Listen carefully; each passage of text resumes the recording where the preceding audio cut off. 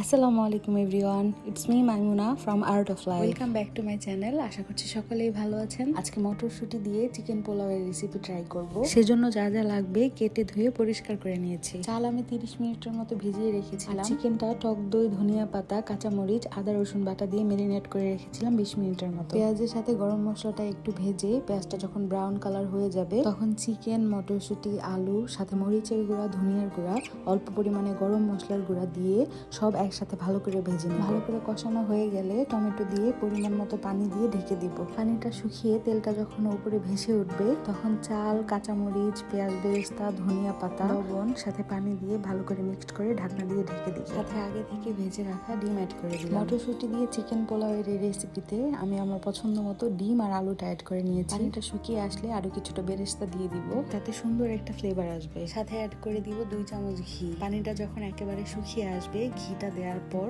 দমে বসিয়ে দিব 20 মিনিটের জন্য। চাল দেওয়ার পর বেশি নাড়াচাড়া করা যাবে না, তাহলে চালটা ভেঙে যাবে। 20 মিনিট দমে রাখার পর এবার গরম গরম পরিবেশনের পালা। এভাবে যখন বাসায় চিকেন পোলাওটা রান্না করি তখন এক্সট্রা আর কোনো কিছু প্রয়োজন হয় না। আলু, ডিম, চিকেন সব একত্রে থাকায় খেতেও খুব মজা হয়। আজকে তাহলে এখানেই বিদায় নিচ্ছি। আল্লাহ হাফিজ।